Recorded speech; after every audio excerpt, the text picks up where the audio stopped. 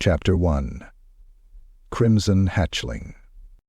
The wind shrieked across the jagged cliffs of the Pale Keep, where the stone itself seemed to bleed in the dawn light. Here, high above the rotting forests of Moussion, the ancient fortress clung to the mountainside like a scab on the flesh of the world. Beneath its towers, beneath the world of men, a monster was being born. In a vaulted chamber choked with incense and dried blood, Parzival knelt in silence.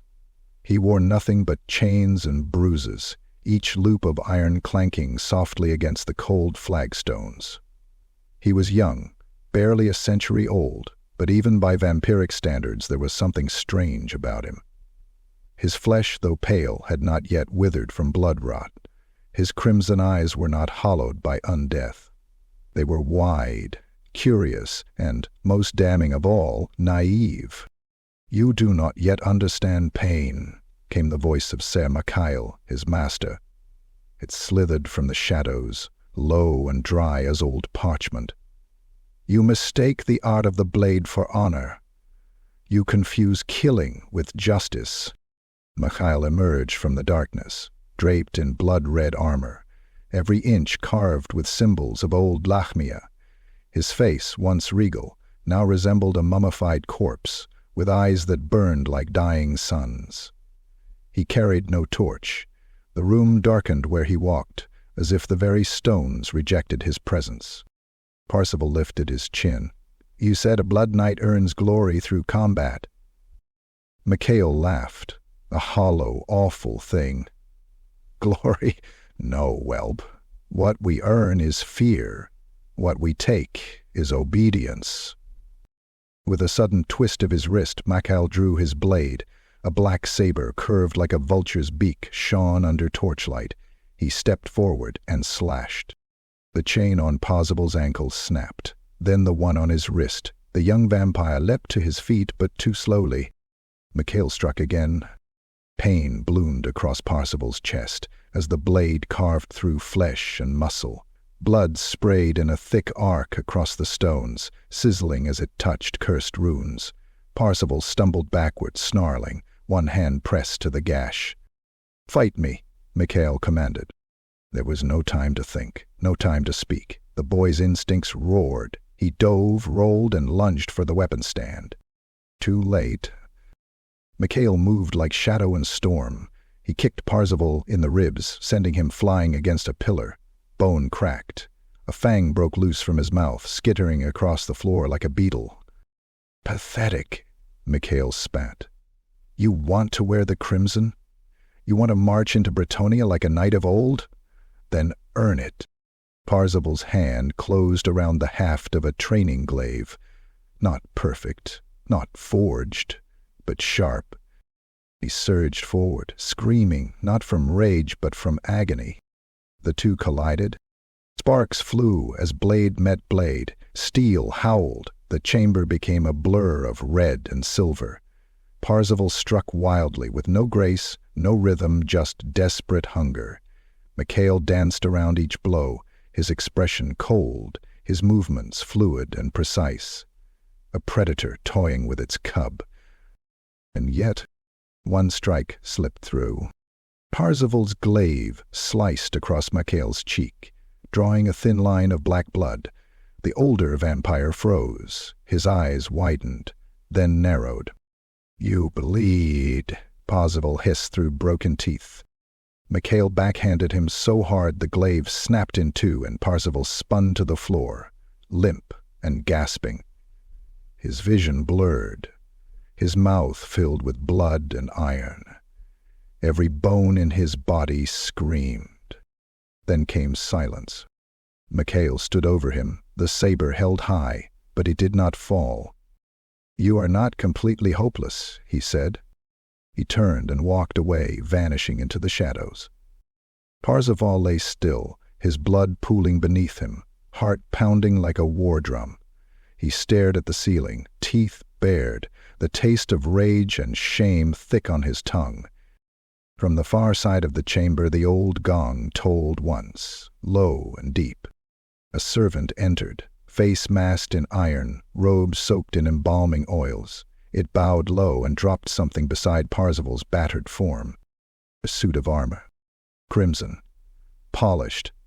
Engraved with the mark of the blood dragon. "You live," the servant rasped. "Therefore you wear it." Parzival coughed, smiled through blood. He rose, shakily, and reached for the armor. Every motion burned, every joint screamed. But he stood, and as the blood-soaked sun rose beyond the mountains, Parzival the Crimson was born. Chapter 2. The Knight's Gauntlet. The pale keep had no dawn. The sky above remained choked with ash and rot, so that even when the sun tried to claw its way over the mountains, it found only darkness. Beneath that endless gloom, the courtyard of the keep became a killing ground. Parzival stood alone at its center. He wore his new armor, blood-red, edged in black and silver, with the sigil of the blood dragon hammered across the chest. It fit him poorly, too tight at the ribs, too loose at the shoulders. But it was his badge, his burden. And around him, 13 statues of knights loomed in a circle, ancient, cracked, and worn by centuries of rain and hatred. Each bore a sword, a shield, or a hammer. Their stone gazes pressed down on Parzival like judgment. These were the founders, the first 13, vampires who had once walked beside Abhorrash, and whose names had long since been forbidden to speak aloud. Before him lay the gauntlet, a narrow path carved between piles of shattered bone, rusted weapons, and broken banners. It twisted through jagged stone down into the crypts beneath the keep. There only blood waited. "Do not pray," came Sir Maycow's voice from above. He stood on the balcony, arms crossed. "No gods will answer, only the dead." Parzival nodded once and stepped forward.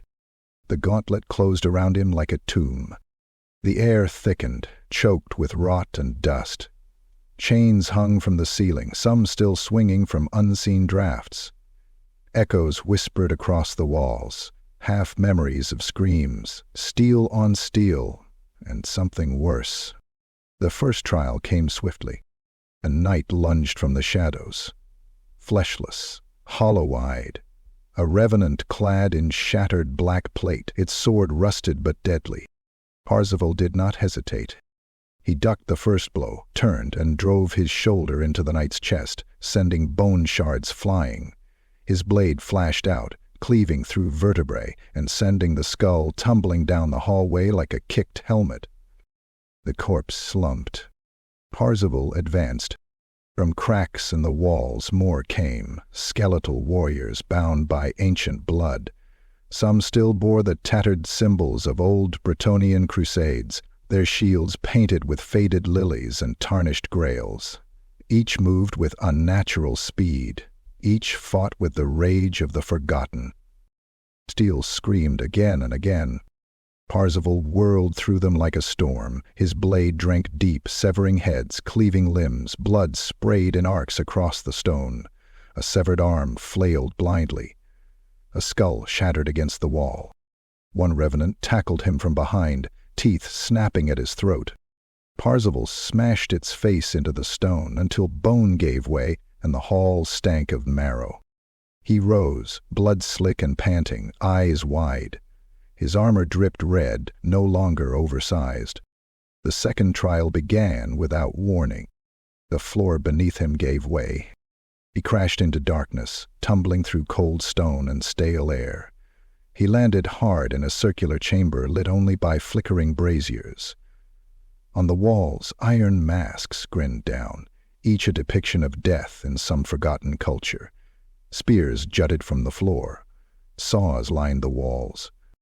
And in the center stood a knight, larger than any before. Still armored but not decayed. It turned. The helmet bore no eyes, only a single slit leaking black smoke. Its sword was a cleaver, nearly as tall as Parzival himself. It charged. The impact sent Parzival flying, his ribs cracked against the far wall. He rolled, groaning, barely lifting his blade in time to deflect a downward strike that split the floor beside him. He scrambled, slashing wildly. The knight absorbed the blows, then backhanded him into a rack of spears. One drove into Parzival's thigh, another through his side. Pain flared, white-hot. He screamed and tore them out. The knight loomed. Parzival dropped his sword. Instead, he grabbed a broken spear, snapped it over his knee, and lunged, plunging the jagged haft into the knight's visor slit. The smoke turned to shrieks. The knight spasmed. Parzival tore the helmet free and drove the splintered spear into its skull, over and over, until metal caved and darkness poured out like ink. He collapsed beside the corpse, trembling. The third trial was silence. No foe came, no voice spoke. He wandered blind corridors, haunted by the echoes of his own footsteps and the growing sound of his heartbeat. Hunger gnawed at him now, the thirst, the curse. And at the end, a door waited, iron-bound, marked with the sigil of Aborash himself. Parzival pushed it open. The chamber beyond was empty. Only a mirror stood at its center. He approached, limping, and sought himself, not as he was, but as he could become, a king of blood, a tyrant. Fangs bared, eyes hollow, armies of the dead at his back. He recoiled, but the mirror image stepped forward, hand outstretched. Parzival dropped to one knee, shaking, blood dripping from every inch of his body. "I am not that," he whispered. The mirror shattered. A crimson light burst from within, engulfing the chamber. The statues above began to hum. The gauntlet had been conquered. Above, Mikael stood motionless as Parzival emerged, dragging himself back into the courtyard. He bled freely. His armor was cracked, his blade dulled. But he stood. Mikael descended the stairs in silence. He stopped before Parzival. For the first time he bowed. "Knight of blood," he said. And Parzival, shaking, broken, and bathed in gore. Chapter 3. The Old Prophecy. The pale keep did not sleep. Its walls moaned in the wind.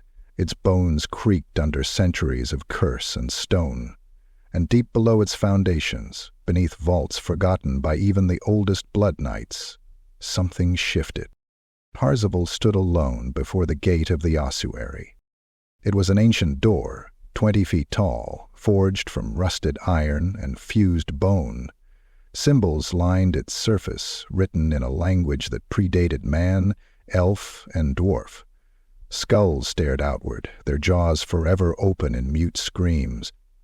The crimson glow seeped through the cracks. Mikael had forbidden this place, which of course meant Parzival had to see it. He pushed. The door groaned, unwilling to move. He placed both hands against the bone and shoved with the strength of 10 men. With a thunderous crack, it gave way, revealing the black within. A stairwell descended into the abyss, spiraling like the throat of some colossal beast. Parzival did not hesitate. Torchlight clung to his armor as he descended. Dust thickened with every step, disturbed only by rats and time. He could hear the drip of water, or perhaps blood, echoing in the dark. And somewhere below, the whisper of parchment being turned. The ossuary was not a tomb. It was a library of the dead. Massive shelves carved from petrified wood rose like towers, each crammed with scrolls bound in human skin, tomes wrapped in sinew, and relics still slick with rot. The air reeked of ink and desiccated flesh. Parzival moved between the aisles, his eyes scanning spines and titles. The 37 Ways to Bleed a Saint. The Book of Withered Light. Chronicles of the Black Moon. One caught his eye. The Crimson Seeker. He reached for it. A scream tore through the silence. It wasn't human. It echoed from the far end of the library, rattling the scrolls, shaking the stone. Parzival turned, blade drawn, senses flaring. Something moved between the shelves. Tall, wrapped in rags. Its eyes burned blue, and its hands were talons of pure bone. It did not walk, it flowed, like smoke and sinew given form. The Guardian. Parzival backed away. The creature lunged. It crossed the space in a blink, claws tearing through the shelf between them. Scrolls exploded into the air like startled birds. Parzival rolled aside, slashing upward. His blade bit deep into the creature's side, but no blood came, only darkness. Smoke. The Guardian screamed again, a sound of breaking mirrors and dying suns. It struck. Parzival flew backward, slammed into stone, his ribs crunching. Pain bloomed in his chest like fire. He dropped his sword, crawling for the fallen book. The Guardian raised both arms. Blacklight crackled between its claws. Parzival grabbed the tome. It burned to the touch. He opened it, and the Guardian froze. Chains of red light exploded from the book's pages, wrapping the creature in glowing script. It shrieked, writhing, thrashing. The shelves around it ignited, not with flame, but with vision. Parzival staggered to his feet as the chamber shifted. He saw a battlefield, Bretonian soil torn by hoof and claw, blackened by fire. He saw knights burning in their armor. He saw the skies ripped open by a screaming rift, and from it, Velkarth the Betrayer, a figure cloaked in molten iron and shadow, his hands dripping with dragon blood. Parzival saw himself standing before him, a crimson crown on his head, the Crimson Seeker. He stumbled back, breath caught in his throat. The Guardian convulsed once more, then exploded in a burst of ink and ash. Silence returned. Parzival looked down at the book. Its cover now bore his name, etched in fresh blood. The vision faded, but the dread did not.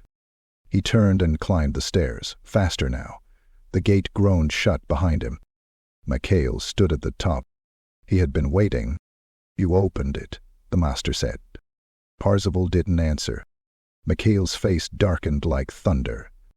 "The betrayer is not a myth. He is chained, yes, but not broken. The Crimson Seeker awakens him. That is why we swore the oath. That is why we remain hidden, to contain the curse." Parzival's voice cracked like ice. "Why didn't you tell me?" "Because you were never meant to find it." Parzival pushed past him. Mikael did not stop him. But as the young knight vanished into the halls above, the master looked down the stairwell, and his voice dropped into a whisper no mortal ear could hear. "May the gods help Bretonia, for we will not." Chapter 4. Departure from the keep. The sky above Mousillon bled rust. Winds howled across the ruined towers of the pale keep, tearing at broken banners that had not felt sunlight in centuries. Below, in the courtyard slick with old blood and moss, Parzival stood in silence. His armor gleamed despite the gloom, freshly polished, though the dents from the gauntlet still marred the pauldrons like battle scars. His crimson cloak whipped behind him like a trailing wound. He was leaving. A stallion snorted beside him, massive, black as midnight, with eyes that shimmered like coals. Its barding was scaled, forged from the bones of mountain drakes. This was no ordinary steed. This was a hell-born destrier named Vreich, raised in the pens beneath the keep, fed on flesh and fire. It pawed the earth, impatient. Parzival adjusted the strap on his scabbard, gaze fixed on the broken gates ahead. Behind him, the doors of the great hall creaked open. Mikael emerged, clad in a robe of flayed velvet, the hem soaked in dried vitae. He held no weapon, but his presence alone was blade enough. "You ride to prove yourself," the old master said, voice like gravel against steel. "But the world beyond does not honor glory. It devours it." Parzival turned his head slightly. Then I'll carve my name into its throat." Mikael approached, slow and deliberate. In his hand he carried a helm, Parzival's, forged with a dragon's visage, the eyes set with garnets, the fangs sharp enough to tear through steel. He held it out. Parzival took it. "There is a glamour sewn into the helm's lining," Mikael said. "It will mask your nature, to most. The common man will see a knight. The noble, perhaps a foreigner. But those of faith, and those touched by the winds, will know what walks among them." Parzival nodded, his jaw set like iron. He mounted Vrachek in one fluid motion, the beast thrumming with anticipation beneath him. Mikael's voice dropped low, nearly lost in the wind. "And what will you call yourself, now that you ride into the land of men?" The young vampire stared into the distance. Beyond the hills lay Bretonia, land of chivalry, of stone keeps and sacred oaths, of corrupt nobles and cursed forests. "Sir Parzival," he said, "of the Crimson Order." A pause. Mikael's lip curled. "There is no such order." "There will be." Without another word, Parzival turned his steed toward the broken gates. They shattered as he passed, the last splinters of his old life falling to dust. The roads of Montichia were not roads at all, but open sores. Mud swallowed hooves with every step. Trees leaned too close, their branches gnarled into claws. The fog that clung to the swamps ahead stank of mildew and decay, and something beneath the surface rippled, leech-thick and hungry. Rake moved like a shadow through the mists, never faltering. Parzival rode in silence, watching the land around him like a hawk watches carrion. His helm remained at his side, but the glamour already worked through his form. His eyes dimmed, his skin took on the hue of life, though no breath warmed it. He was almost human. Almost. Up ahead, a wooden signpost leaned sideways. Carved into it were the words, "L'Étang Noir," a fishing village on the edge of Bretonian lands.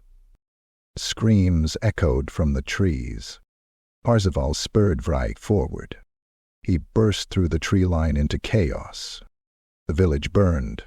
Thatch-roofed homes were ablaze, flames licking at the sky. Villagers ran, screaming, cut down by riders in rusting armor, their tabards marked with the sigil of the Black Vultures.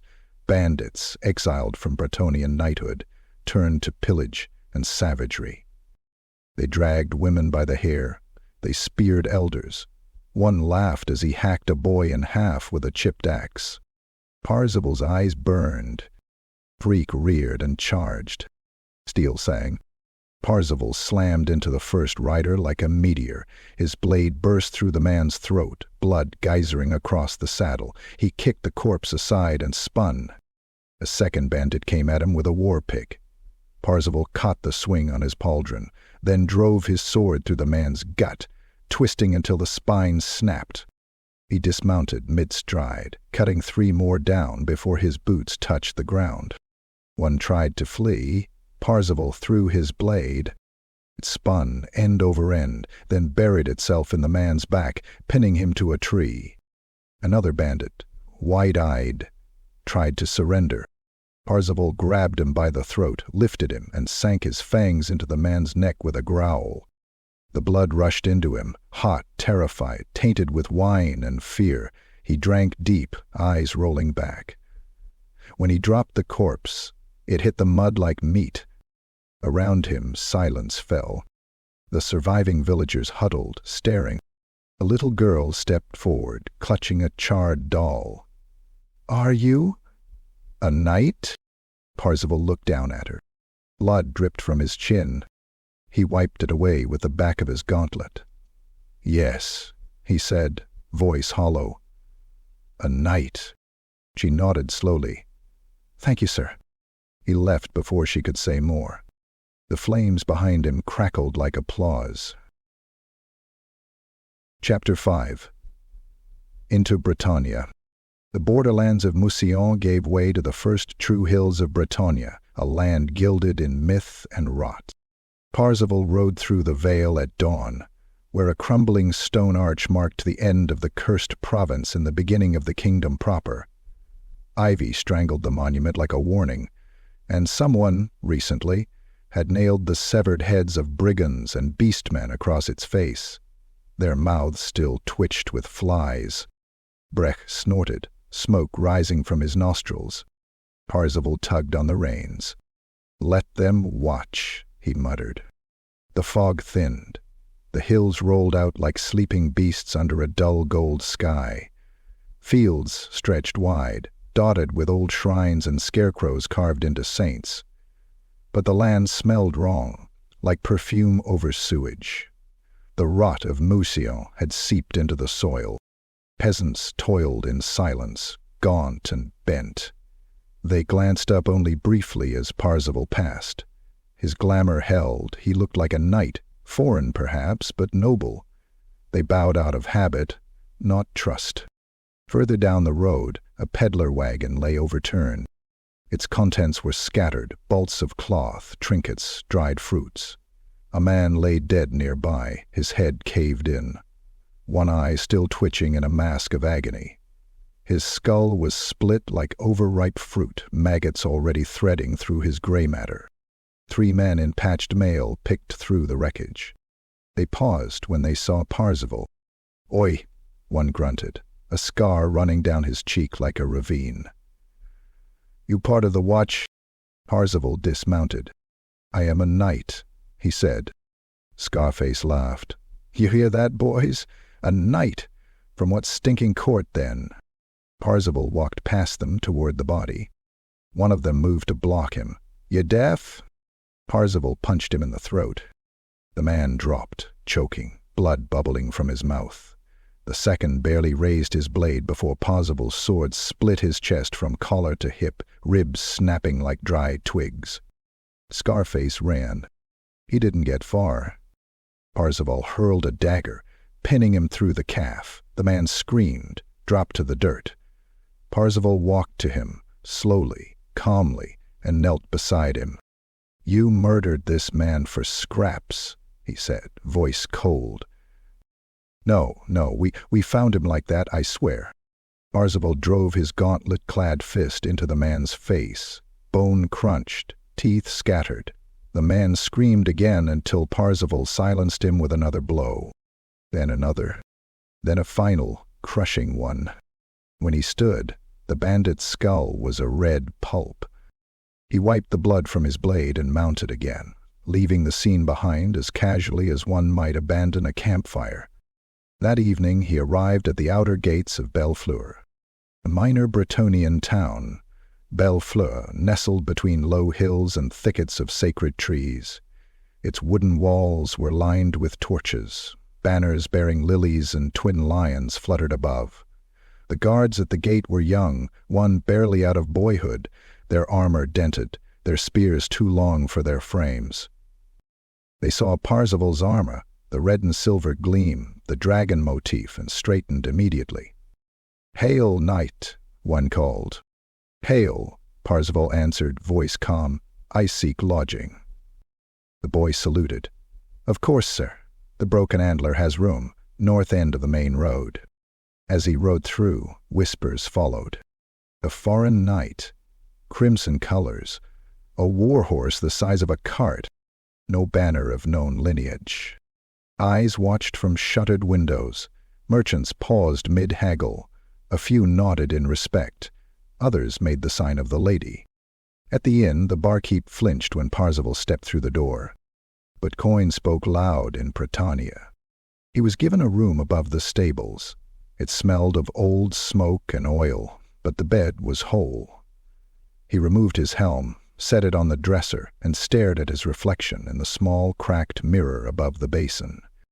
His eyes had changed. The glamour dulled them, yes, but behind the mask, the hunger simmered brighter now. The blood in his veins moved like molten copper. His skin itched with power barely held back. The book from the ossuary lay tucked in his satchel. It pulsed faintly, like a heart. He unwrapped it. "The Crimson Seeker shall walk among men, unknowing. He shall wear steel and shadow, and his steps shall unchain the bound. Parzival closed it. Then from outside came the sound of bells. Town bells. Urgent. He threw open the shutters. Flames flickered on the eastern wall. A scout came galloping down the road, bleeding from the scalp. Parzival's teeth bared. He grabbed his helm. He rode through the gates before they could close them. The sky had turned red. The horizon teemed with shapes, shaggy, horned, armed with crude axes and rusted blades. A small horde of gores and ungores poured through the outer farmland, torching fields, slaughtering livestock. A young knight tried to rally the guards. A Bray shaman split him in two with a bolt of warp lightning. Parzival howled, not a word, not a cry, but a challenge. He charged into them. Vrake trampled a beastman flat, hooves crushing ribcage to pulp. Parzival swung low, taking off a horned head with a single stroke. Blood sprayed in fans of black and red. He ducked a spear, tore it from its wielder, and impaled another with it. The gore leapt at him with twin axes. Parzival caught its jaw mid-air and ripped it off, bone and gore dangling from his fingers. Around him, the guards rallied. Hope surged behind his fury. But then came the one. A beast lord stepped into the field. Towering, covered in scars and fetishes of bone, a massive cleaver rested on one shoulder. Its eyes met Parzival's, and it roared. And they charged. The blades clashed. Steel sparked. The beast lord drove Parzival back with raw power, its cleaver denting his breastplate. Parzival spun, slashed, caught it across the gut, but it didn't slow. It grabbed him, lifted him high, and hurled him. Parzival hit the ground hard, rolled, came up swinging. He severed the beast lord's arm at the elbow, and shrieked. He lunged, blade piercing the creature's eye, and drove it down to the hilt. The beast fell. The rest scattered. Silence reclaimed the night. Bretonia had its savior. But Parzival stood over the corpse, trembling, not from exhaustion but from thirst, from the thrill, from hunger. And for the first time he smiled, not out of pride, but from the pure, exquisite joy of killing. Chapter 6. The Tournament of Grismir. 3 days after the massacre at Bellafleur, Parzival rode through the iron gates of Grismir Keep. Unlike the festering ruins of Mousillon or the cowed villages of the borderlands, Grismir stood proud. High banners snapped in the wind, embroidered with lilies, lions, and golden chalices. Its walls were polished limestone, unmarred by time or siege. The air was rich with spring bloom and the metallic promise of blood. Parzival passed beneath the stone arch, eyes sweeping the training yards where squires sparred in the dirt and war horses clashed in mock duels. His armor still bore the stains of beastman gore, but none dared question him. Not here. Not with the way he moved. Not with the way Vrock snorted and stamped, like a daemon kept barely in check. The tournament was days from its start, but already the nobles had gathered. Bright tents lined the meadow outside the keep, each a splash of heraldic color, gilded with coats of arms, hanging charms, and finely wrought lances. Trumpets called in the distance, and the scent of roast pheasant and cherry wine wafted on the wind. Parzival dismounted. He did not bow, did not offer his lineage. He strode past the checkpoint with a nod, and the guards parted like reeds before a storm. His name wasn't on any roster, yet none challenged his right to be here. The aura of his blood, the glamour's subtle weight, pushed doubt into silence. He found his place at the far end of the competitor's camp, a barren patch unclaimed. A squire offered to tend to Vrock, but the beast snarled and nearly tore the boy's face off. Parzival tethered him himself. That night, beneath a sky torn with stars, Parzival stood alone on a hill overlooking Grismir. He could feel it. The wind shifted. The book in his satchel, The crimson seeker warmed against his side, and from the keep, distant yet unmistakable, came the sound of song. High, beautiful, clear. The next morning dawned in gold and steel.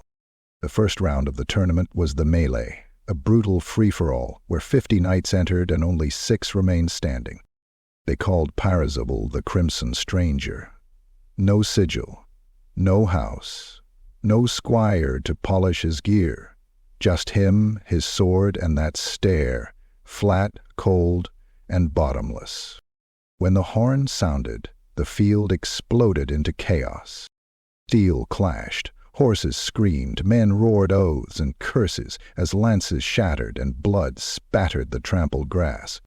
Parzival moved like death incarnate. He did not joust, he did not circle, he charged. The first knight he faced swung a morning star the size of a mace.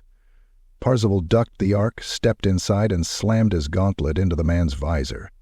It cracked. A second punch flattened his nose. A third snapped his helm clean off with the wet pop of a skull breaking. Parzival kicked him aside and moved on. A trio of younger nobles tried to surround him. He feinted left, swept right, and disemboweled one with a backhand slash. Guts spilled in steaming ropes. Another thrust with a spear, Parzival sidestepped and cut the haft in half, then plunged his blade through the attacker's armpit, wrenching it free with a twist that tore flesh from bone. The third ran. Parzival led him. The crowd began to cheer, but hesitantly. Something in their hearts recoiled, even as they applauded. This was no chivalric dance. This was slaughter. By dusk, only 6 remained. Blood covered the sand. Moaning filled the air as wounded knights were dragged off in litters. Parzival stood tall, helm tucked beneath his arm, eyes glazed with the thrill of combat. He could still taste the adrenaline. Still feel the heartbeat of his last kill on his tongue. From the grandstand she rose.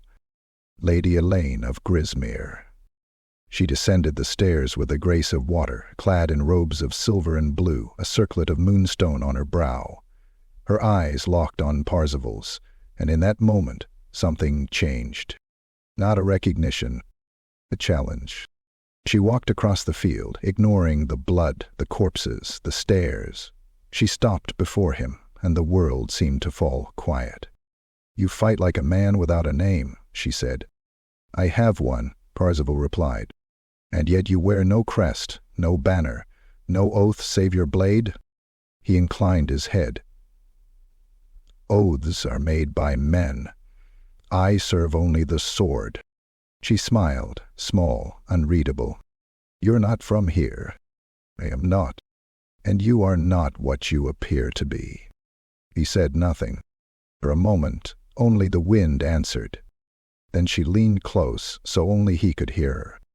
"A reek of old blood, of tombs and ruin." Parzival didn't flinch.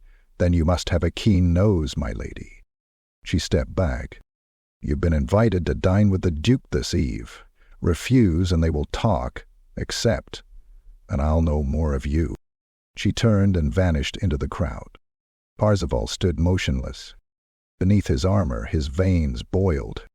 Not from fear, but from the first sliver of intrigue he'd felt since leaving the Pale Keep. Lady Elaine had seen him. Not through the glamour, but through the eyes of a mystic. Grail damsel? He was no longer hunting glory. Now, he was being watched. Chapter 7. The Whispering Tomb. The moon hung low over Grismir, a pale sickle slicing through a sky mottled with restless clouds. Parzival's footsteps echoed down the narrow stone corridors beneath the keep, ancient tunnels carved in forgotten ages, long sealed from the light of day. His breath came slow and steady, mingling with the stale air that smelled of dust, mold, and something far fouler. The book from the ossuary lay tucked beneath his cloak, its binding cold and pulsing faintly against his ribs like a heartbeat out of sync. The words within had led him here. to this crypt, forgotten by time, hidden beneath the lordly halls of Bretonia's proudest fortress. The passage ended at a rusted iron gate, swollen by damp, its bars twisted with centuries of neglect. Parzival pressed his palm to the cold metal, feeling a faint vibration. Whispered voices, a choir of the dead, muttering secrets in a tongue older than the world. He drew his sword, the crimson steel shimmering in the flickering torchlight.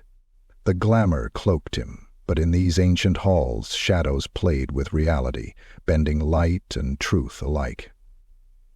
He stepped forward and forced the gate open. Beyond was a vast chamber, an oubliette of stone pillars wrapped in creeping vines of blackened ivy. The walls were carved with runes that burned faintly in the gloom, and at the center, the sarcophagus lay shattered, its lids smashed into jagged shards strewn across the floor like broken promises. The air was thick with a malevolent pulse, a heartbeat not his own. Parzival's eyes traced the broken runes etched on the sarcophagus, symbols of binding and wrath, warding spells woven with desperation and blood.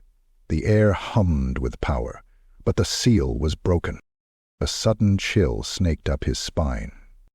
From the shadows emerged shapes, hulking figures cloaked in tattered grail armor, faces hidden behind rusted visors, eyes glowing with unholy blue fire. They moved silently, their hands clutching serrated blades etched with runes of corruption. The corrupted Grail Knights. Parzival's voice was a low growl. "Your oath is broken." One stepped forward, its sword raised. Parzival met the charge. Steel rang against steel, sharp and unforgiving. The knight's blade sliced through the air, carving a line of blue flame as it descended. Parzival parried, sparks bursting where their swords met. His own blade sang, cutting deep into corrupted plate, tearing through rusted chainmail and pulsing flesh beneath. Blood, black as night, oozed from the wound, smoking and fuming. The knight snarled, lungs burning with a cursed breath, and swung again. Parzival dodged, rolling on the cold stone, driving his sword through the knight's side. The creature screamed, a sound like breaking glass and dying embers, and collapsed in a heap of shattered steel and writhing sinew. But more came. From niches in the walls, skeletal forms dragged themselves forth. Wights bound to the betrayer's will, their eyes flickering with blue flame and hunger. Their claws tore at Parzival's armor, rending flesh beneath with savage scratches that burned like acid. He slashed, spun, and hacked through the living dead. His blade drank deeply, severing skulls, cleaving spines, hacking off fingers that clung like grasping shadows. One right lunged, its jaws snapping at Parzival's throat. He caught it by the wrist, twisted, and crushed the bones with a sickening crunch. The creature whimpered and fell back. His armor was scarred, his arms trembling, his breath ragged. In the center of the chamber, the broken sarcophagus began to pulse, emitting a deep, sonorous vibration. Parzival approached cautiously. The shattered lid glowed with an infernal light. From within the coffin rose a dark mist, thick and oily, swirling with flashes of crimson and gold. The very air seemed to shudder beneath its weight. A voice whispered, barely audible but dripping with venom. "You have undone the seal, Crimson Seeker. The chains loosen, the betrayer stirs." Parzival drew his sword, planting its tip in the ground. "I am no servant of your darkness," he said, voice steady. The mist recoiled, then twisted into form. From the swirling smoke emerged a figure clad in black iron, crowned with jagged horns. Its eyes burned like molten gold, its hands dripping with blood as if freshly torn from a sacrifice. Velkarth the Betrayer. The entity stepped forth, and the chamber shook with a roar that shattered stone. Parzival raised his blade. The battle was not of flesh and bone, but of wills and shadows. The betrayer lunged, claws rending the very fabric of reality. Parzival dodged, slashing through tendrils of darkness that sought to tear his soul apart. Every strike of his sword left wounds in the spectral form, but it healed too quickly, the curse eternal. Pain lanced through Parzival's mind, visions of firestorms, shattered kingdoms, and the dead rising to feast on the living. But still, he fought. And as the first light of dawn crept through cracks in the ceiling, the figure screamed, dissolving into 1,000 shards of black smoke. Silence reclaimed the tomb. Parzival collapsed, breathless, bloodied but unbroken. The whispering tomb was no longer silent, and the great evil was awake. Chapter 8. The Bleeding Moon. The sky had turned a sickly red. Parzival awoke to an unnatural dawn. The horizon smoldered with flames and ash, and the moon hung low and swollen, bleeding a deep crimson that cast the land in an eerie, hellish glow.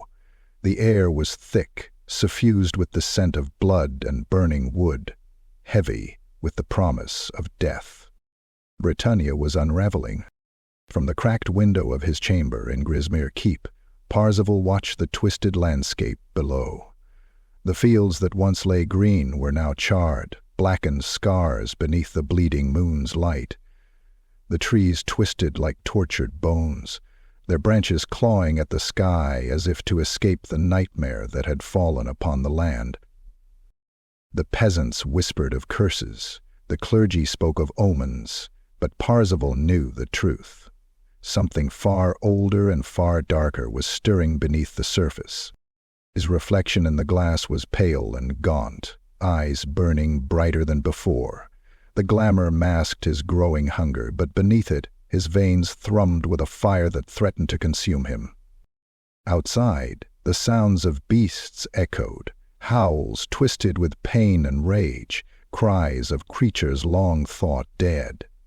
From the forest's edge, shadows moved unnaturally, stalking with purpose.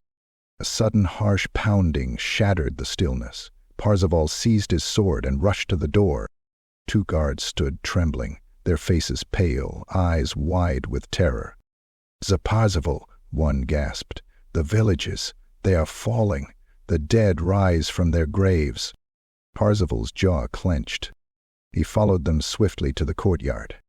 There, a grim procession awaited. Farmers and hunters carried the bodies of the fallen, men and women ripped apart by claw and fang, their faces twisted in silent screams. The ground around them was churned and soaked with blood. Parzival knelt by a corpse. A young man with a shattered skull, his throat torn open by savage teeth. The wounds burned unnaturally, the flesh blackened and smoking as if cursed. "Something unholy is loose," Parzival muttered. A piercing scream split the air. From the tree line emerged a pack of creatures, twisted beasts with matted fur and eyes aflame with unnatural hunger.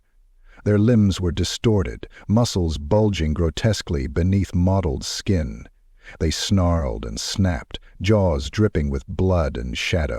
Parzival drew his blade. The first beast lunged. Steel met flesh with a wet, sickening crack. Parzival's sword bit deep, severing sinew and bone. Blood sprayed, sizzling as it touched the ground. The creature howled, claws raking at his armor, tearing through mail and flesh alike. Another leapt from the shadows, jaws closing around Parzival's shoulder. He roared, wrenching free and driving his sword into the beast's skull. The head shattered like rotten wood.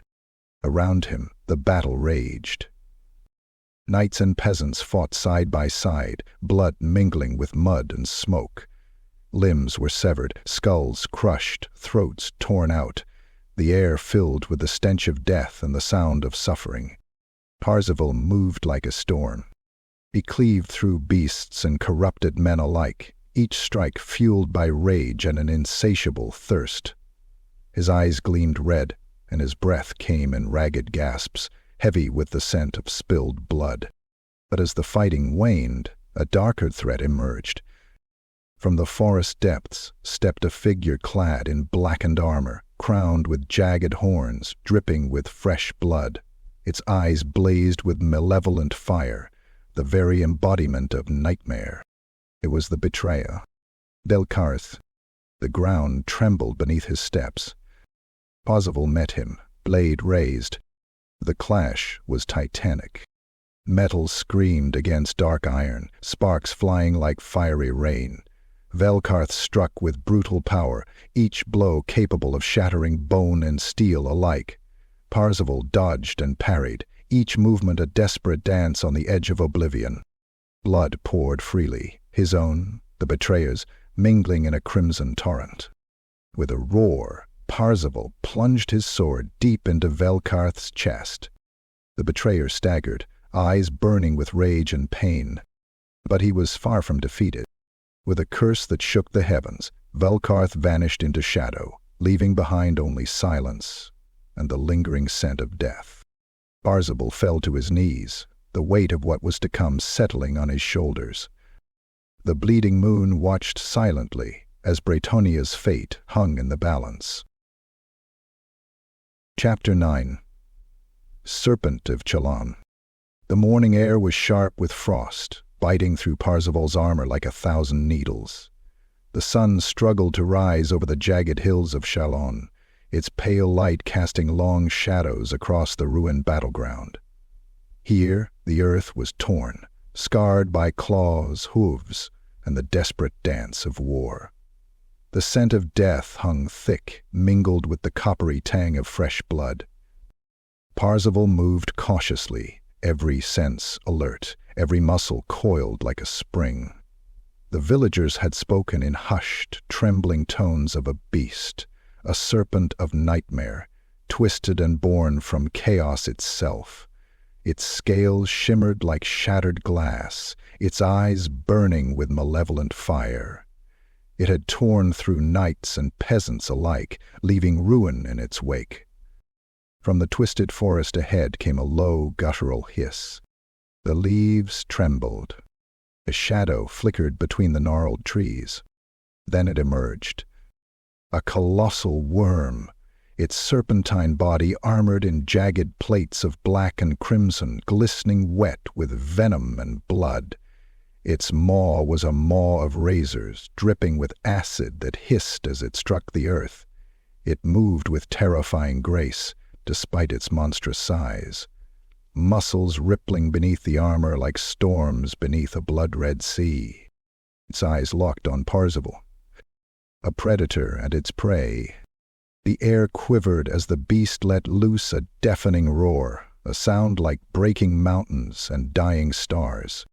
Parzival tightened his grip on his sword, feeling the familiar surge of power thrumming beneath his skin. His eyes flashed red, a flicker of the blood dragon's fury stirring deep within. He charged. The worm lashed its tail, sweeping trees aside like twigs. Parzival rolled, narrowly avoiding the crushing blow that shattered stone and sent splinters flying. He rose, lunged forward, and drove his sword deep beneath the beast's armored scales. Venom sizzled against the blade, eating through metal and flesh. The worm screamed, a bone-rattling howl that echoed through the hills. It countered with a swipe of its clawed forelimb, catching Parzival across the chest. Armor buckled, ribs cracked, and a searing pain bloomed beneath the wound. Blood poured freely, hot and thick. Parzival staggered but did not fall. He roared, summoning every ounce of strength, and drove his blade upward, piercing the beast's throat. The worm convulsed, venom spurting in geysers that hissed against the earth, scorching the grass. Its final breath was a choking gurgle. As the creature collapsed, its eyes dimming like dying embers, Parzival felt a surge within himself, a dark pulse of power he could neither deny nor control. His vision blurred. The world seemed to tilt. For a moment he saw through the worm's eyes, visions of chaos-spun armies, blackened skies, and a throne forged from bone and fire. He shook his head, swallowing the darkness. The villagers emerged cautiously from their hiding places, eyes wide with awe and fear. One old man stepped forward, trembling. "You carry the curse," he whispered. "The blood of dragons and death." Parzival looked down at his hands, stained crimson. He had won this battle, but at what cost? The Serpent of Chalon was dead, but its poison had found a new host. Chapter 10. Masked Revelation. The moon hung like a silver blade above Grismir Keep as Parzival rode through the misted woods toward the manor of Lady Elaine. The night air was thick with the scent of wet earth and blooming nightshade, a heady perfume that clung to his armor and stirred the dark hunger deep within him. Drake's hoofs drummed softly against the soft forest floor, muffled by the thick fog that curled like smoke through the ancient trees. Parzival's breath came in steady, measured bursts, but beneath the calm exterior, his heart hammered with anticipation and unease. He had accepted the invitation. Tonight, he would meet the Grail damsel. The manor was a fortress of stone and shadow, its walls entwined with ivy and moonlight. Guards stood silent at the gates, their eyes wary but respectful as Parzival passed. Inside, the grand hall was bathed in the flickering glow of thousands of candles, their flames dancing like ghosts on the carved tapestries and polished oak. Lady Elaine waited. She sat upon a throne of dark wood, draped in robes of silver and sapphire, her pale face framed by a cascade of raven hair.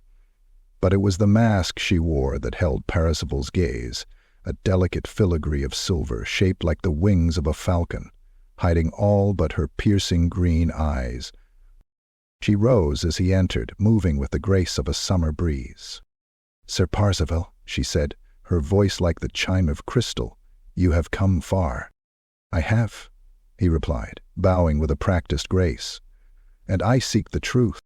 Her smile was thin, almost sorrowful. "Then you shall have it." She led him through winding corridors, their footsteps echoing against cold stone. In a chamber at the heart of the manor, she stopped before a mirror framed in iron and runes. "Look," she commanded. Parzival peered into the glass. At first he saw only his reflection, blood-stained armor, crimson eyes, the haunted set of his jaw. Then the image shifted. Visions spilled forth, a kingdom ablaze, skies ripped open by claw and flame. Knights turned to beasts, a throne crowned in bones, and himself, crowned not with honor, but with the twisted power of the betrayer. He recoiled, breath catching. "Elaine," he whispered, "what is this?" She removed her mask, revealing a face carved with sorrow and steel. Her eyes held the weight of countless battles and secrets. "This is the curse you carry," she said, "the blood dragon's legacy, and its doom. You walk a path that will either save Bretonia or destroy it." Parzival's fists clenched. "And tried me this? Because you cannot hide it. The glamour fades before those who serve the lady, and I am one of her chosen. I see what you truly are beneath the blood and steel." He looked away, haunted. "Your power comes with a price. The hunger within you, the thirst, it will grow, and the darkness will seek to claim you." Suddenly the chamber door slammed open. A figure burst in, clad in black armor, face obscured beneath a helm adorned with twisted horns. A knight loyal to Velkarth? Steel clashed. Parzival drew his sword, the crimson blade singing as it met the foe's dark axe. The battle was fierce and close, sparks flying with each brutal blow. The intruder's strikes were savage, fueled by dark magic and hatred, but Parzival fought with the fury of the damned, each parry and counter a dance of life and death.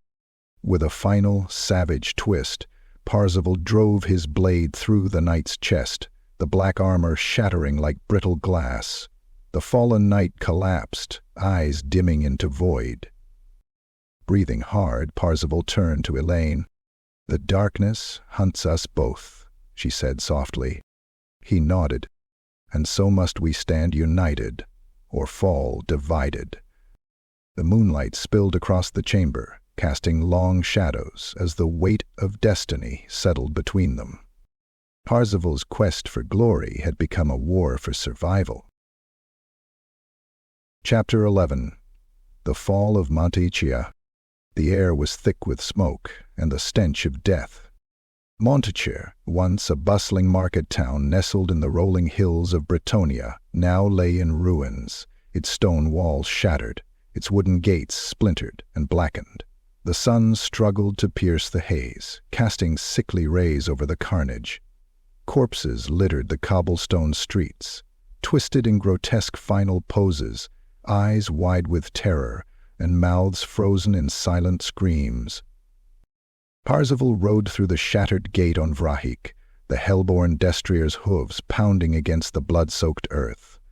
Around him the cries of survivors pierced the stillness, wails of grief, shouts of desperation, and the unholy growls of creatures that should not exist. The town had been razed by the betrayer's hand. From the rubble emerged the remnants of the once proud Montichia militia, men and women clad in battered armor, faces smeared with grime and blood. Their weapons were chipped and dulled, their bodies marked with fresh wounds. They looked to Parzival as both savior and judgment. "Sir Parzival," grizzled captain called out, voice ragged. "They came from the woods. Undead knights and worse. The Grail knights turned against us." Parzival's gaze hardened. The betrayer's corruption had reached deeper than he feared. Suddenly, a guttural roar shattered the moment. From the shadows of a ruined chapel, a figure strode forth. A knight, clad in blackened plate, his armor fused with thorns and pulsing veins of dark energy. His eyes blazed with unholy fire, and his sword dripped with a venomous ichor that hissed as it struck the stones. The corrupted Grail Knight. Parzival dismounted, drawing his crimson blade with a snarl. Steel met steel in a clash that shook the very ground. The corrupted knight's blows were brutal and relentless, each strike infused with the curse of the betrayer. Parzival dodged and weaved, his sword flashing in deadly arcs, cutting through cursed armor and searing flesh. A heavy swing caught Parzival's side, armor buckling as ribs cracked beneath the impact. Pain blossomed, white-hot and blinding, but he gritted his teeth and countered, driving his blade through the knight's gauntlet and into the joint of the vambrace. The corrupted knight screamed, wrenching free, but the wound had been made. Parzival pressed the advantage, slashing across the knight's throat with a savage roar. Black blood sprayed, steaming as it hit the earth. The knight fell, but more emerged from the shadows. A horde of corrupted Grail knights, their eyes glowing with madness, advanced, weapons raised in unison. Parzival fought with a fury born of desperation. He carved a path through the cursed warriors, his blade biting deep into bone and sinew. Limbs were severed, heads crushed beneath the heavy swings of his sword, and blood sprayed in violent fountains. Yet, with every fallen enemy, two more seemed to take their place. From the shattered rooftops, arrows hissed, a mix of human and dark magic. Parzival deflected a bolt aimed at his throat, the shaft splintering against his helm. He charged toward the archers, knocking one from a crumbling ledge with a brutal kick.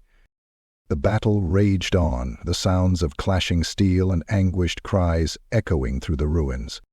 Finally, as the sun dipped below the horizon, the corrupted knights retreated into the darkness, leaving behind a trail of death and ruin. Parzival stood amidst the carnage, breathing heavily, wounds burning, and armor stained crimson. He looked to the shattered town and the survivors gathered around him. Montichia had fallen, but the war was far from over, and the betrayer's shadow stretched ever wider. Chapter 12. Echoes of the Pale Keep. The wind howled through the shattered ruins of the Pale Keep like a banshee's lament. Parzival rode alone, the path beneath Vrake's hooves thick with mud and the scattered bones of forgotten battles. The air was heavy with decay, a stench that clawed at his nostrils and lingered beneath his armor like a curse. The towering stone walls, once proud and unyielding, were now crumbled, torn asunder by unseen forces. His heart pounded with dread. He had returned to the place where his story began, only to find it twisted into a tomb. The great iron gates hung ajar, swinging slowly on their rusted hinges. Beyond lay a courtyard littered with shattered weapons, splintered banners, and pools of dried blood cracked like old leather. The silence was absolute, broken only by the distant creak of the keep settling into ruin. Parzival dismounted, every step echoing like a death knell as he ventured deeper. His eyes searched the shadows for any sign of life, but there was none. Then he saw it, a statue, half buried beneath rubble and ivy. The figure was frozen in mid-stride, sword raised high, Sir Kael'Rhyn, his master, the last guardian of the blood dragon legacy. But the stone was cracked, and where the eyes should have been, only cold, empty sockets stared outward. Parzival dropped to his knees, fingers tracing the cracks. His breath caught. Mikael had been turned to stone. A curse, a punishment, a warning. Suddenly a sharp, chilling voice echoed through the halls. "Welcome home, Crimson Seeker." Parzival spun, blade drawn. From the shadows emerged a figure, clad in black armor, the sigil of the betrayer etched in blood red across his chest. His face was obscured by a helm twisted into the visage of a snarling demon. It was a wraith, the betrayer's herald. The creature moved like smoke, striking with claws that tore through flesh and armor alike. Parzival blocked with a clang of steel, but the force sent him sprawling across the stone floor. Pain blossomed across his ribs and shoulder, bones bruised, flesh shredded. He roared, leaping to his feet and counterattacking with savage fury. Blades met in a storm of sparks, steel biting into cursed flesh. The wraith screamed, a sound like breaking glass and shadow, and lunged again. Parzival's sword flashed, severing an arm, but the creature dissolved into mist, reforming behind him. He felt a cold hand close around his throat, squeezing the breath from his lungs. Darkness crept at the edges of his vision. Summoning his last strength, Parzival drove his blade upward, piercing the wraith's chest. The creature hissed and dissipated into a swirl of black smoke. Gasping, Parzival collapsed against a broken pillar. His gaze fell to the shattered remnants of the old keep, the broken bones of his past. The echoes of the pale keep whispered around him, carrying a dire truth. The betrayer's revenge had come home, and Parzival was next. Chapter 13. The Pact of the Thorns. The night was a tangled web of shadows and whispered fears as Parzival stood at the edge of the ancient forest of Sablestone. Beyond the twisted boughs lay the ruined city of Kael'Rhyn, the final prison of the betrayer. It was a place few dared speak of, whispered only in cursed tales and fearful prayers. The air was thick with cold, and the silence pressed heavy, broken only by the rustling of dead leaves and the distant howl of wolves. The trees themselves seemed alive, gnarled branches twisting like claws, their bark blackened and scarred, dripping with thorny vines that writhed as if breathing. Parzival's crimson cloak billowed behind him as he adjusted the satchel strapped across his chest, the ancient tome pulsing faintly within. His sword, still stained with the blood of countless battles, hung heavy at his side. His eyes, fierce and burning with determination, scanned the darkness. A sudden movement, a shadow flickered across the trees. From the gloom stepped two figures. An elven ranger, lithe and pale, eyes sharp as flint, her bow strung taut. And a dwarf scholar, stocky and grim, face marked with soot and scars, clutching a hammer etched with runes. You seek Kael'Rhyn, the elf said, voice low and steady. Few return from there. We have no choice, Parzival replied, voice hard as steel. The betrayer grows stronger. We must seal him before the world burns. The dwarf grunted. Aye, but the path is cursed. The forest is no friend. Thorns and traps guard the way, and worse. Parzival nodded. Then we make a pact. We walk this shadowed path together. The forest swallowed them. Thorny vines lashed out like serpents, snagging cloaks and armor, tearing flesh with cruel thorns. Every step was a battle. Footfalls muffled by a carpet of rotten leaves, eyes wary for the flicker of eyes in the dark. At the heart of Sablestone, the trees closed in, forming a labyrinth of black wood and thorn. A sickly green mist curled through the undergrowth, and faint whispers echoed like a chorus of lost souls. Suddenly, the silence shattered. From the shadows sprang twisted figures, ghastly forest spirits warped by chaos, their bodies half human, half plant, with branches bursting from cracked skin, mouths dripping with venomous sap. The battle was brutal and unforgiving. Arrows sang through the air, finding flesh and bone with deadly precision. The elf moved like a shadow, striking swiftly, while the dwarf swung his hammer in wide arcs, crushing twisted skulls and shattering corrupted limbs. Parzival waded through the chaos, his sword flashing like a crimson comet.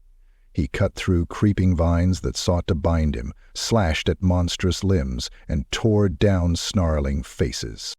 One beast lunged, jaws wide, teeth like jagged glass. Parzival caught it by the throat, his grip iron tight, and with a savage twist snapped the creature's neck. It crumpled, twitching and lifeless. Blood mixed with sap as the battle raged. Wounds bled freely, armor was rent, and the air was thick with the stench of rot and death. At last, the spirits fled, dissolving into the mist. Breathing heavily, the trio pressed onward. By dawn, the ruined spires of Kael'Rhyn loomed against the pale sky, dark and foreboding, surrounded by twisted battlements that writhed with shadow. The ancient prison of the betrayer awaited. Parzival looked to his companions. The pact holds, he said, voice grim. The elf nodded. For now. The dwarf grunted. But the true battle is yet to come. Together, they crossed the threshold into darkness, where the fate of Bretonia and the world itself would be decided. Chapter 14. Dreams of Dominion. The cold stone walls of Kael'Rhyn whispered secrets long buried beneath layers of dust and shadow. Parzival lay in the chamber's darkness, his breath shallow, sweat slicking his skin despite the chill. The ancient tome lay open on the cracked floor beside him, its pages flickering with crimson light, casting flickering shadows that danced like demons on the walls. His body was bruised and battered, cuts that burned like fire and bones that ached deep within, but it was his mind that truly suffered. The dreams came, dark, vivid, relentless. He saw himself, cloaked in blood and shadow, crowned with thorns and flame, sitting upon a throne forged from shattered bones. His eyes glowed like burning coals, and around him sprawled an endless army of the dead, souls trapped in chains of darkness, knights turned to wraiths, and beasts born of nightmare. A voice echoed through the dreamscape, soft, seductive, dripping with promise. "Surrender, Crimson Seeker," it whispered. "Embrace your destiny.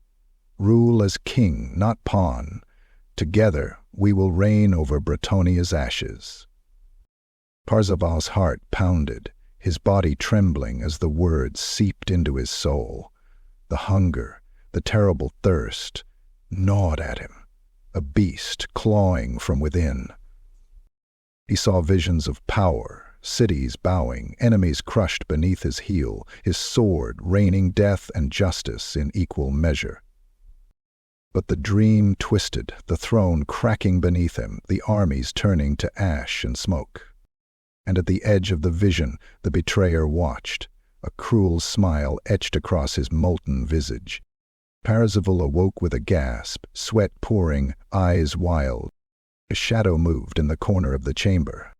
"Your mind is a battlefield," came a voice, soft, yet filled with a dark power. Parzival's sword was in his hand before he could think. From the shadows stepped a figure, tall, slender, cloaked in darkness, eyes like black pits that seemed to suck the very light away. "You cannot resist forever," the figure said, voice like silk and venom. Parzival swung, but the figure melted away like smoke, reappearing behind him with a chilling laugh. "Give in. Become the king you were meant to be." The chamber filled with visions, walls bleeding, shadows clawing, the world burning beneath Parzival's feet. His sword struck again, slicing through the illusory form, but the figure only smiled wider. Pain blossomed in Parzival's chest, sharp and searing, his vision blurred, the thirst screamed louder. He staggered back, gripping the ancient tome, chanting a prayer taught by Lady Elaine, words of binding and light. The figure hissed, recoiling, its form flickering. But the damage was done. Parzival collapsed to his knees, the darkness clawing still at his mind. The battle within had only just begun. Chapter 15. The Siege of Bretonia. The sun was a pale smear behind thunderdark clouds as Parzival stood atop the battered walls of Bion, the ancient fortress city clinging to the jagged cliffs overlooking the Sea of Shadows. The air tasted of salt and smoke, heavy with the acrid stench of burning timber and iron. Around him, the last defenders readied for a battle that might shatter Bretonia's fragile hope. Below the ramparts, the betrayer's armies gathered like a living nightmare, a seething mass of undead warriors, corrupted knights, and twisted beasts whose claws dripped with poison and decay. Their eyes glowed with malevolent fire, their voices a low, endless moan that filled the air like the death song of the damned. Parzival gripped his sword tightly. His crimson armor was battered, scarred from countless fights, but his eyes burned brighter than ever. The thirst clawed at him, but his will was iron forged in fire. The siege began with a thunderous roar. Catapults hurled fiery missiles, exploding against stone and flesh alike. Walls trembled beneath the onslaught, showers of shattered rock raining down on desperate defenders. The gates buckled under battering rams, cracked and splintered, while archers rained death upon the invaders. Parzival led the charge. He leapt from the battlements onto the battlefield below, landing amidst the swirling chaos with the grace of a predator. His blade sang, a streak of blood-red fire cutting through armored flesh and shattered bone. A hulking undead knight surged at him, massive sword swinging in a deadly arc. Parzival ducked under the blow, slashing across the knight's throat.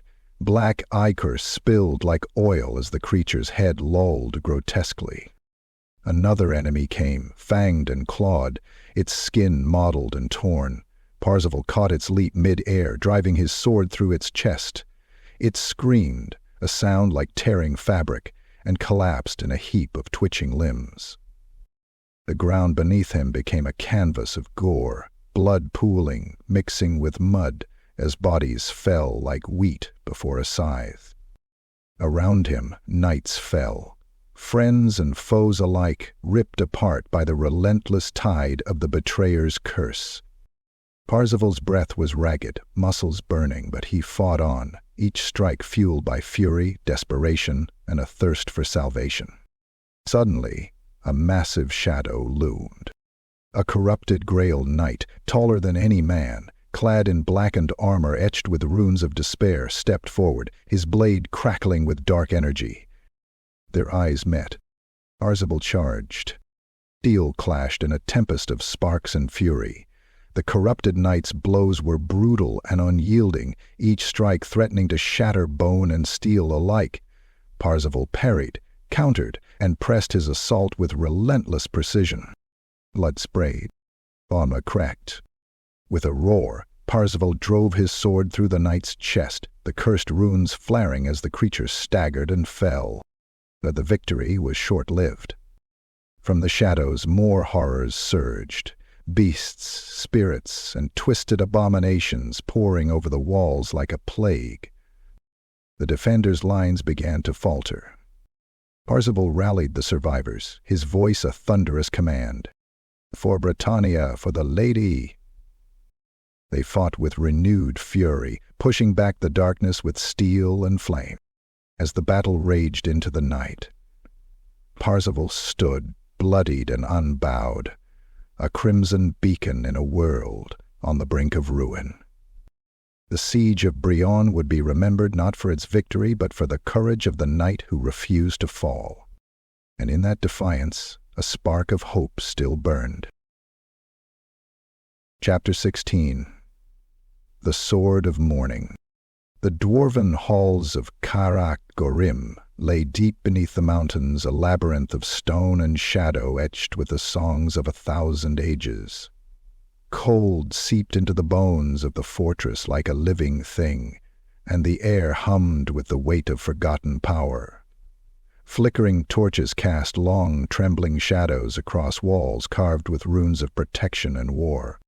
Parzival stepped cautiously into the vast chamber at the heart of the keep, the echoes of his boots swallowed by the cavernous space. Before him stood an ancient pedestal, hewn from black stone and veined with veins of glowing mithril, atop which rested a sword unlike any other, a blade forged in sorrow and steel, its edge shimmering with an ethereal, mournful light. The Sword of Mourning. Legends spoke of its power to wound the soul itself. A weapon capable of binding the darkest curses and severing chains forged by evil. Parzival's fingers trembled as he reached for the hilt, the air around it thrumming with a palpable energy. As his hand closed around the grip, a shudder coursed through the hall, and the runes lining the walls flared to life, casting the chamber into a storm of light and shadow. A low growl echoed from the depths. From the darkness emerged a creature of stone and iron, a guardian forged by ancient dwarven magic, its eyes burning with molten fury. Its massive form bore the scars of centuries, and its limbs clanked with the weight of war. Parzival raised the Sword of Mourning. The guardian charged. Steel rang against stone as Parzival met the onslaught. Each strike shook the ground beneath them, sparks flying with every clash. The creature's blows were relentless, hammering at Parzival's defenses with the fury of a mountain's wrath. Blood welled from deep cuts across Parzival's arms and legs, his armor battered but unbroken. With a cry, he spun, driving the Sword of Mourning deep into the guardian's chest. The blade's mournful light spread like wildfire, searing through enchanted steel and flesh. The guardian howled, a sound like collapsing mountains, and shattered into a storm of dust and shards. Breathing heavily, Parzival withdrew the sword, its glow dimming but the power within undeniable. He knew this weapon was his salvation and his curse. The Sword of Mourning would bind the betrayer, or break him trying. Chapter 17. Trial of the Mirror. The chamber was suffocating, a prison carved from obsidian and shadow deep within Kael'Rhyn's shattered heart. The walls glistened as if weeping with unseen tears, reflecting flickers of torchlight that danced like specters. At its center stood an ancient mirror, tall, ornate, framed with twisted iron wrought into snarling beasts and thorned vines that seemed to writhe as if alive. Parzival approached, his breath shallow, every muscle taut with dread. The Sword of Mourning hung at his side, its pale glow a fragile beacon in the oppressive darkness. His eyes, fierce and burning, caught the mirror's surface, and what stared back was not the man who stood before it. In the glass, a monstrous reflection grinned, a towering figure crowned with thorns and blood, eyes glowing with unholy fire. Its armor was black as night, etched with runes of torment. This was no reflection, it was a prophecy, a glimpse into a twisted future. The monstrous Parzival stepped forward. The air crackled with dark energy as the mirror image lunged, blade flashing in a deadly arc. Parzival dodged, the clash of steel ringing like thunder, each strike sending shockwaves through the chamber. The shadow self was relentless, a whirlwind of savage fury and cold calculation. It struck with blows meant to shatter bone and crush spirit. Parzival countered with desperate courage, each parry a battle for his very soul. Blood splattered the mirror's surface as blades bit deep into flesh and steel alike. Parzival felt the searing pain of wounds that were both physical and spiritual, cuts that burned deep within his mind. With a roar, he drove the sword of mourning through the shadow's chest. The dark figure screamed, a sound like shattering glass and dying stars, before dissolving into a swirling mist of black and red. Exhausted and trembling, Parzival fell to his knees before the mirror. His reflection returned to normal, but the echoes of the battle lingered like a haunting melody. He had survived the trial of the mirror, but the price was etched deep within his soul. The man he was, and the monster he could become, were forever entwined, and the path ahead was darker than ever. Chapter 18. The Betrayer's Gate. The ruined city of Kael'Rhyn sprawled before them, a shattered wasteland of broken stone and blackened spires clawing at a blood-red sky. The very air vibrated with dark power, thick with the scent of decay and ancient curses. Beneath the towering ruins lay the Betrayer's Gate, a monstrous arch of twisted iron and bone, forged to imprison the greatest evil Bretonia had ever known. Parzival, his companions, the elven ranger and the dwarf scholar, and Lady Elaine, now grievously wounded, approached the gate. Her pale face was streaked with blood, and every breath she drew seemed a battle against the creeping darkness within her. "The lady's grace wanes," Elaine whispered, clutching Parzival's arm. "We must act swiftly." Parzival nodded, the sword of mourning glowing faintly in his hand, its mournful light a stark contrast against the swirling shadows that clung to the gate. Suddenly the ground trembled. From the abyss beyond the gate horrors emerged, twisted beasts with dripping fangs, armored revenants with glowing eyes, and the skeletal forms of fallen knights bound in chains of shadow. The Betrayer's army. Steel sang as Parzival charged. The battle erupted into a violent storm of clashing metal and roars of rage. Parzival's sword cut deep into the undead horde, severing limbs and shattering skulls, blood and black ichor spraying like crimson rain. The elven ranger's arrows flew swift and true, felling beasts with silver-tipped shafts, while the dwarf's hammer crushed bones with thunderous blows. Yet the enemy pressed on relentlessly. Amidst the chaos, a figure stepped forward, tall, crowned in jagged iron, his eyes blazing molten gold. Velkath the Betrayer. Parzival met him beneath the gate. Their blades collided with a deafening roar, sparks flying as steel tore against cursed iron. The Betrayer struck with monstrous strength, each blow a tempest threatening to crush Parzival's defenses. The Crimson Knight parried and countered, his movements precise and driven by desperate resolve. Blood and shadow mingled as the duel raged, neither yielding ground. Elaine, weakened but resolute, chanted words of binding, her voice a fragile light against the encroaching darkness. The gate pulsed in response, tendrils of crimson energy lashing out to hold the Betrayer at bay. With a final, furious strike, Parzival plunged the sword of mourning into Velkarth's chest. The Betrayer screamed, a sound like worlds breaking, and the iron crown shattered, light bursting forth in a blinding explosion. When the smoke cleared, the gate sealed. The dark army, dissipating into the night. But Aline collapsed, her life slipping away. Parzival caught her, his voice breaking. "The war is not over," she whispered, her eyes closing. The betrayer's prison was reforged, for now. But the cost was written in blood and sorrow. Chapter 19. Duel at the Crimson Spire. The Crimson Spire rose like a jagged tooth from the scarred earth, a twisted tower of blackened stone crowned with flickering flames that licked the blood-red sky. Lightning danced across its summit, thunder rumbling like the growl of an angry god. This was the heart of the betrayer's domain, the last bastion of darkness before the end. Parzival stood at the base of the spire, every muscle tense, his armor scorched and battered from endless battles. The sword of mourning pulsed in his grip, its mournful glow a fragile beacon against the encroaching shadow. His eyes burned with fierce resolve, the crimson fire of the blood dragon coursing through his veins.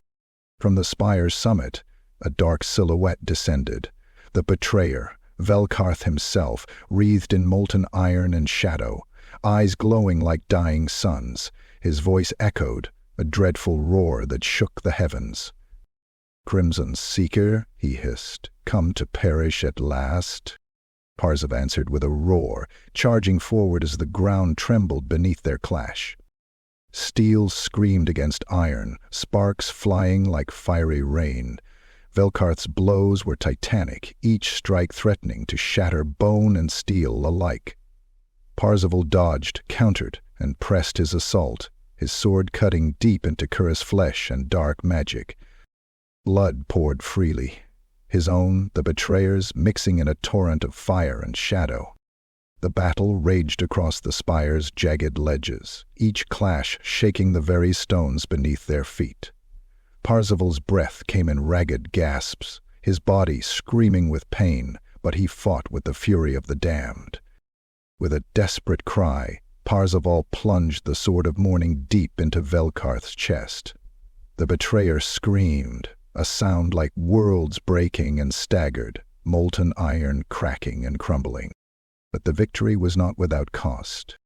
Parzival felt a searing pain as dark chains erupted from the ground, wrapping around him like serpents. The sword of mourning pulsed violently, binding him to the spire. With his last strength, Parzival summoned the ancient magic, sacrificing his immortality to imprison the betrayer once again. The spire shattered in a blinding explosion of light and shadow. When the dust settled, Parzival lay broken but victorious, his blood mingling with the earth. The betrayer was sealed, but the Crimson Seeker's sacrifice echoed through the ages, a legend forged in blood and shadow. And Bretonia would never forget the knight who gave everything to save a world on the brink of ruin. Chapter 20. The Final Oath. Years had passed, yet the land still bore the scars of war, the blackened forests, the shattered keeps, the silent villages where the dead were whispered about in fearful tones. Bretonia was a kingdom haunted by shadows, forever changed by the crimson tide that had swept through its lands. And in the heart of it all lay a solitary tomb, hidden beneath a mound of earth and roses, guarded by ravens whose black feathers gleamed like onyx in the pale dawn. Parzival's tomb was unadorned, no gilded banners, no carved statues, only a simple slab of dark stone etched with the mark of the blood dragon, and a single, fading inscription. "Here lies Sir Parzival, the Crimson Seeker, who gave his blood to bind the betrayer and save Bretonia from ruin." A lone figure knelt before the tomb, cloaked in crimson and shadow. The years had not dimmed the fire in his eyes, nor the strength in his hands. Though mortal flesh had long since surrendered to the earth, his spirit lingered, watching, guarding, waiting. The winds whispered through the roses, carrying tales of glory and sacrifice, of battles fought and victories won in the darkest hours.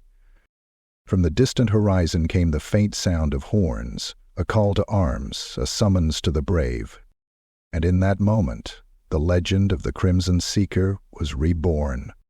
For as long as darkness threatened the land, the oath remained. To fight, to protect. Parzival's final vow echoed through the ages, a promise etched not in stone, but in blood and heart. Bretonia would endure, because the knight, who had once been a naive boy, a hunter of glory, had become its eternal guardian. And his story was far from over.